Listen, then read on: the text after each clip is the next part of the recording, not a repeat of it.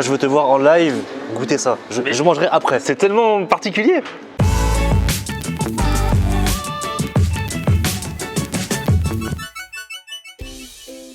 Salut tout le monde, bienvenue, nouveau vlog aujourd'hui. Aujourd'hui je vais retrouver quelqu'un que je connais et qui m'a conseillé un resto. Il m'a dit si tu veux de l'authentique, c'est là qu'il faut aller.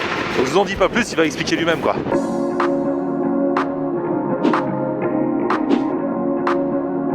Ah là là, mais quel style! Magnifique! Comment tu vas? Alors Oscar, on va te présenter. On se connaît déjà, parce que alors, toi à la base tu es attaché de presse. Exactement. Notamment dans le théâtre. C'est par ton intermédiaire par exemple que j'avais fait, que j'étais allé manger avec Rachid Badouri à l'époque. Voilà, tout ça. C'est quoi un attaché de presse?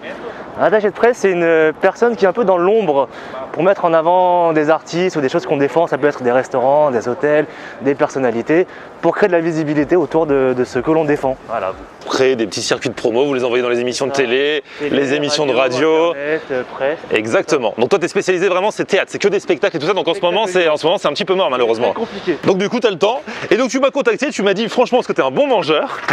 Et tu m'as dit que tu avais un resto à me conseiller. Alors pour le coup c'est c'est un resto que tu as découvert toi vraiment par hasard il y a quelques temps. Exactement, par hasard en fait, moi j'habitais dans la rue pendant très longtemps. Ouais. Juste, on va passer devant juste là. Et un jour, on était un dimanche, je me souviens très bien. Et j'ai une amie qui s'occupait en fait de la communication de ce restaurant qui n'était pas encore ouvert, qui me dit viens là, c'est à côté de chez toi, il y a un restaurant qui va ouvrir, il est incroyable. Moi je me lève, j'y vais parce que j'adore manger comme tu t'en doutes. Ouais. Et j'arrive sur place, on me fait goûter des plats, les premiers échantillons, et je suis devenu fou, totalement fou. Alors c'est un restaurant quoi? C'est un restaurant indo-chinois. Alors l'Indochine, on resitue, c'est où? Alors l'Indochine, c'est un peu l'ensemble de ces pays de l'Asie du Sud-Est. C'est une péninsule. Exactement, c'est un peu le terme qui était donné à l'époque des colonies françaises. Ça regroupe le Vietnam, la Thaïlande, le Laos. Cambodge, Laos. Exactement. Donc en fait, dans tous ces endroits-là, on mange le même genre de choses, mais il y a des spécificités dans chaque. Exactement, et la particularité de ce restaurant, c'est que, comme on le sait aujourd'hui, dans chacun de ces pays, tu as des spécialités. Ouais. Et en fait, tu ne vas pas retrouver les spécialités que tu trouves partout aujourd'hui en France. D'accord. Imaginons, tu n'auras pas de boboon, tu n'auras pas de loklak, tu n'auras pas de pad thai, tu auras... C'est vrai que de nos jours, quand on dit restaurant thaï, c'est beaucoup les pad thaï, les riz sautés. Exactement. Quand on dit restaurant vietnamien, c'est les boboon. En fait, c'est toujours un peu les mêmes plats, alors qu'il y a une diversité incroyable. Exactement, et là tu auras autre chose. Ah. Et l'équipe de ce restaurant va souvent sur place pour se renseigner, voir un peu les dernières pépites, ce qu'ils peuvent apporter ici en France.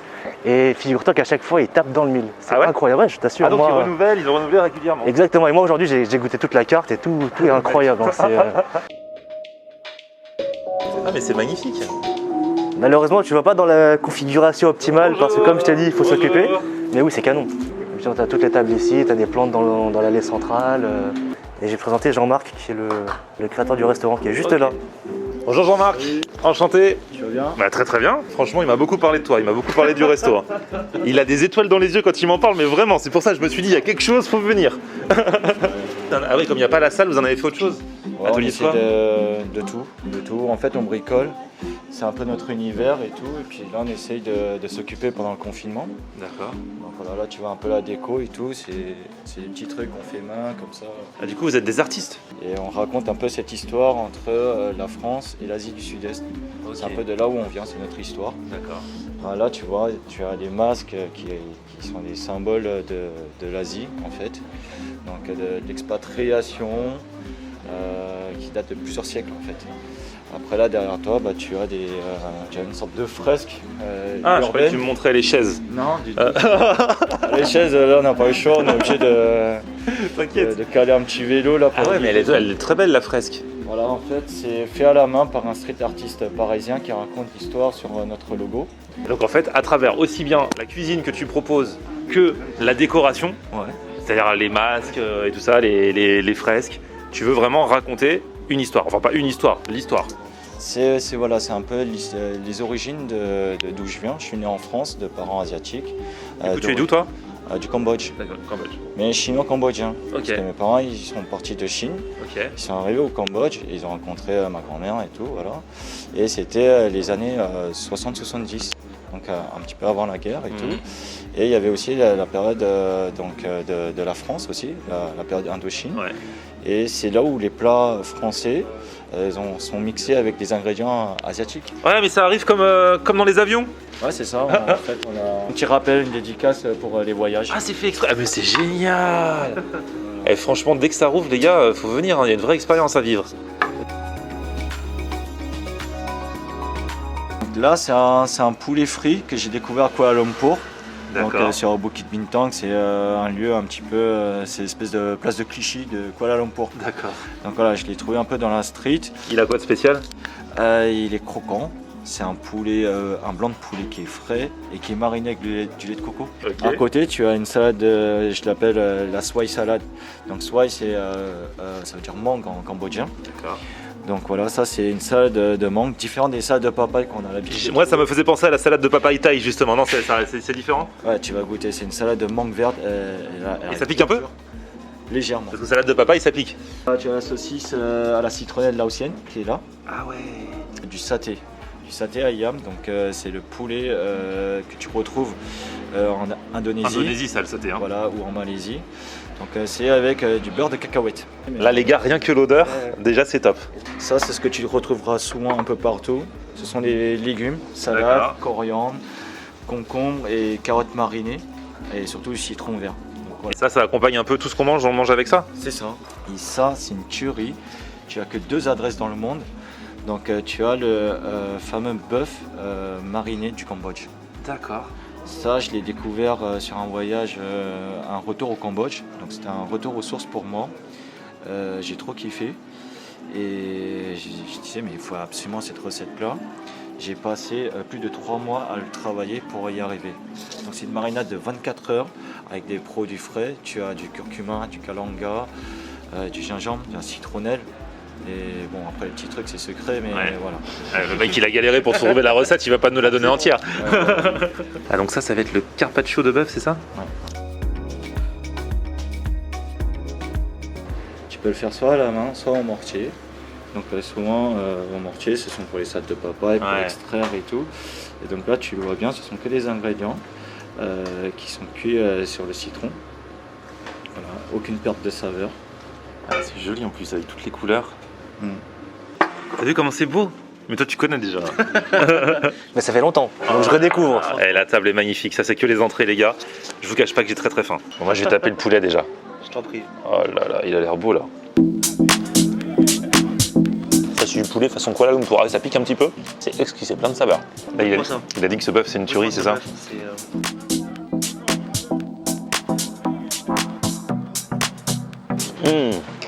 Il a parlé d'une marinade de 24 heures. Citronnelle, miel, c'est trop bon. C'est une tuerie. Je pourrais le manger comme ça, sans accompagnement, juste comme ça le bœuf. Oscar, t'es sur le carpaccio là? Exactement. Alors? Ça je pense, si tu ne connais pas, tu vas le goûter une fois dans ta vie. C'est incroyable en termes de saveur et de goût. Je pense pas que tu retrouves ça partout. Moi sincèrement, le seul endroit où j'en ai mangé à part ici, c'est avec ma mère. Quand j'ai retrouvé ça, je me suis dit ok c'est incroyable. Le fait de savoir ça, tu vois, ça me donne envie. Donc tu prends un peu de tout. Prends de tout. Il est où le bœuf? Il est masqué, regarde, mais il est là. Je prends des petits morceaux comme ça. Ah ouais. T'en as un là. Et du coup, on va faire une vraie bouchée parfaite. Là encore, ça pique un petit peu. Pour toi, ça pique pas? C'est léger, ça pique un peu, Pour moi, ça pique quand même. Hein. mais c'est léger. Non, mais ça a vraiment du goût. Et même le fait que ça pique, ça apporte quelque chose. Exactement, tout est justifié en fait. Pour du carpaccio, c'est des tranches assez épaisses quand même, parce que j'ai déjà vu des carpaccio où t'as super faim. Ah, c'est exquis. Hein. Ah, c'est vraiment plein de saveurs dans tous les sens. Petite saucisse. J'aime bien ça. Saté là. Très bon. Quand j'ai commencé à venir ici, je prenais que ça. Il est bien, je trouve que c'est bien, il est bien dosé. Là, on va continuer avec les plats. On a bien mangé les entrées. Très bien mangé. Et alors, tu as commandé notamment 2 plats. Tu as dit qu'il y a 2 plats que tu voulais que je goûte à tout prix. 2 plats que je voulais impérativement que tu goûtes. Celui-là, il t'en a parlé tout à l'heure, c'est le bokro. C'est un plat de bœuf qui rappelle le bœuf bourguignon. C'est le fameux, d'accord. Je sais pas si tu connaissais de base. Non. Avec justement tout ce qui est asiatique à l'intérieur, moi c'est ma tuerie D'accord. personnelle. Chaque fois que je venais au début, je prenais ça, toujours. Ok. Un jour, il a enlevé de la carte. Et je lui ai dit, mais comment t'as pu enlever ça de la carte? Il y a eu une manif devant le resto. Non mais je lui ai fait une vraie crise, hein. Je lui ai dit mais tu peux pas enlever ça de la carte, c'est pas possible. Parce que ce plat-là, les seuls endroits où je l'ai mangé, c'est avec ma mère qui le faisait ou au Vietnam. D'accord. Je l'ai jamais mangé ailleurs. Quand j'ai vu ça à la carte la première fois, je me suis dit, tiens, je suis très exigeant quand même parce que je connais bien ce plat, je vais goûter. Et je suis devenu amoureux. Je suis tombé amoureux, ah, totalement. Oh là là. Totalement. Donc ça c'est le premier. Et le deuxième? Ça c'est un bansung au bœuf. Je pense que ça devrait plaire à beaucoup de gens parce que pour moi c'est un boboon Ça ressemble à un boboon quand tu regardes comme ça. Ah ouais? Il y a une surprise en dessous, je te dis pas quoi maintenant, tu verras quand tu mangeras. Parce que là, du coup, c'est des nems. Ouais. C'est des nems et du bœuf. D'accord. Et en dessous, donc le boboon, normalement, c'est des nouilles, des vermicelles, ouais. Et là, là c'est autre chose. Ok. Quand tu mangeras. Ok. Voilà. Ah, tu me donnes envie de commencer par ça, du coup. Alors, ça, c'est quoi? Un curry de poulet. D'accord. Donc voilà, tu vois, quand tu vois des aubergines, c'est une influence cambodgienne. D'accord. Mais surtout, c'est un plat que tu retrouves au Vietnam, au Cambodge et en Thaïlande. Voilà, c'est une influence entre l'Inde, l'Asie du Sud-Est, toute cette zone-là. Et la particularité de ces deux plats, en fait, c'est pour ça qu'il n'y en avait plus. C'est que c'est galère à faire, il faut le mijoter pendant. Il en a marre de le faire, c'est trop galère. Et en fait, on fait dans des grandes marmites. Ok. Et c'est pour servir, par exemple, 10 personnes, 20 personnes en même temps. C'est pour ça que certains appelaient ça un plat de mariage. Ouais. Tu pouvais servir plusieurs convives en même temps dans des grandes marmites. Tu peux le manger avec du riz, avec des pâtes, ou sinon, j'ai fait un truc. Je ne le propose pas ici, mais on termine avec du pain. Ah ouais, d'accord, ok. Ouais, tu peux tremper dedans. Ah, c'est comme ça qu'on fait quand on est en famille et tout ça. Ah ouais, c'est ça. Il n'y a Ok, pas de très règle bien. en fait. Bon, on commence par quoi? J'aimerais bien voir la surprise qui est en dessous, si tu peux. Ça, c'est un plat, le bansung. En fait, moi, je l'appelle le boboon killer. D'accord. Tu vois, tu as le boboon et là, tu as le bansung et le reste. D'accord. Donc ça, c'est... Au-dessus du reste du monde. Voilà, tu as plusieurs épices, tu as plusieurs ingrédients qui sont mélangés. C'est frais, c'est maison. Les pâtes aussi. Ce sont des vraies pâtes en fait. Voilà, Ah oui, c'est plus épais que celle qu'on a dans le boboon. Rien à voir, tu vois. Sur le boboon, tu as une dizaine d'ingrédients. Là, on est plutôt sur une vingtaine. De la marinade, c'est frais, c'est beau. Par contre, c'est copieux. Ah ouais, ça se Ouais. voit. Hein. Tu travailles ça aussi avec du lait de coco. D'accord. Donc tu vas voir. Donc, ça va prendre un autre aspect. C'est l'un de nos best-sellers. Et donc voilà, ça change aussi du boboon quoi, que tu as l'habitude de manger. Ah ouais. Je sais pas si tu es un fan de boboon. Ah ouais, bah j'aime bien, c'est un classique. Hein. Et c'est vrai que ça change. Hein. C'est ça. Ah ça doit bien caler avec les morceaux de bœuf, le nem. Moi je veux te voir en live goûter ça. Je mangerai après. C'est tellement particulier. Je veux voir ta réaction. On en parle après. Oh là là là là. Alors, verdict. Pour moi, Ouais, dis-moi tout. c'est meilleur qu'un boboon. Totalement. Pour moi, pareil. C'est assez différent au final qu'un boboon. À part qu'on a un peu des ingrédients qui se ressemblent, on a des nouilles mais c'est pas les mêmes. On a des nems. C'est ce que je te disais, c'est une version améliorée totalement. Pour moi. Très très bon. Et je vous dis, c'est particulièrement bon. Et même les nems, ils ont l'air plus gourmands que d'autres nems. Là. Ce qu'on voit dedans, non? Vous avez une façon particulière de faire les nems? Non, c'est classique. Ah ouais, parce qu'ils sont bien. C'est peut-être la Ils sont bien blindés. Ouais, c'est la présentation. Vous les avez coupés un peu en biais là. Ah, parce que du coup, les crudités et tout vont aussi apporter quelque chose au fur et à mesure en fonction de là où tu pioches dans le plat. C'est plusieurs salles, plusieurs ambiances. Là, j'ai goûté le nem. La farce du nem, je l'ai kiffé de fou. Hein. Elle est super bonne. La puissance qui Le truc, c'est que je vais avoir envie de le manger en entier. Et après, je vais plus avoir faim pour le reste. Toujours de la place pour les bonnes choses. Et là, Oscar, il dit yes, il va pas avoir faim assez faim pour le bœuf bourguignon, tu vas pouvoir te le taper. Non, je veux plus. Non, je vais goûter un petit peu, t'inquiète. Et ça, c'est un bon plat des familles. Hein. Le bœuf bourguignon. Ça va te rendre fou aussi. Ah ouais. Tiens, je reprends encore un petit morceau. Bon Commence, appétit. Oscar. Tu me regardes manger depuis tout à l'heure. Oh, tu rigoles. Bon appétit. Bon app. C'est incroyable. C'est incroyable. C'est une cuisine qui est familiale. C'est des choses que je mangeais quand j'étais petit avec mes parents, en famille, des choses comme ça, et que je n'ai retrouvé nulle part ailleurs.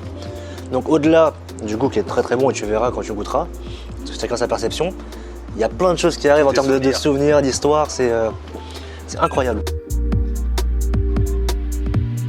Ah, c'est vrai que c'est proche au niveau de la consistance de la viande, c'est proche du bœuf bourguignon, mais par contre, avec un autre goût, avec d'autres saveurs, avec tout ce que vous avez mis dans la viande pour lui donner du goût, quoi. En fait, mon père, il est boucher. De base, il était journaliste, il dirigeait une édition au Cambodge. Donc voilà, et quand il est arrivé en France, il a dû se réinventer au niveau du métier. Ma mère elle est styliste et mon père, il est boucher. Donc c'est lui qui m'a sélectionné cette viande. Ah ouais, d'accord, ok. Ma mère, Ouais, parce que du coup, c'est avec une bonne viande, là. Hein.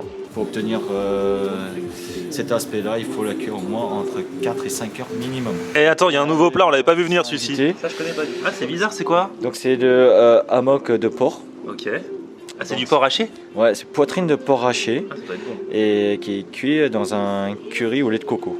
Ah, trop Un curry rouge. Ah, ça, je pense que je kiffe ça. Ça, c'est quoi? C'est plutôt thaï? Cambodgien. Là. Cambodgien? Ouais. Là, c'est vrai qu'on a une influence beaucoup cambodgienne, mais la frontière très proche. Ouais, d'accord. Ça me fait bien envie ça. Donc ça on met sur le riz. C'est tout doux, le curry trop bon. Et j'aime la consistance du porc haché en fait. Moi je trouve à la cuillère ça passe trop bien. Ah, les curés, ouais. Ah c'est bon ça, tu vas voir Oscar. C'est hyper bon. Ouais. Ah ouais, bah ouais.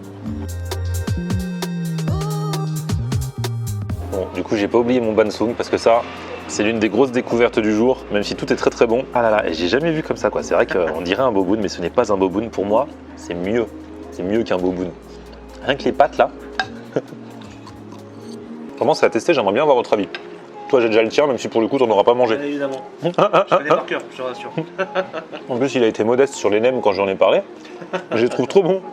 Il m'a fait non, ils sont normaux. Très très bon. Ouais. Oh là là, bon bah là la marche digestive s'impose hein. Indispensable. Bon, on a fait aussi les doggy bags hein, pour finir parce que là vraiment t'as voulu faire découvrir pas mal de trucs. Ça me fait super plaisir vraiment d'avoir découvert ce resto. Merci Oscar. Avec plaisir. Et puis bravo à toi Jean-Marc et puis à toute l'équipe parce que c'est vraiment très très bon et ce sont des plats, comme tu le disais dès le début, mais c'est la vérité, qu'on ne trouve pas partout et c'est vraiment des plats de famille. Voilà, bravo.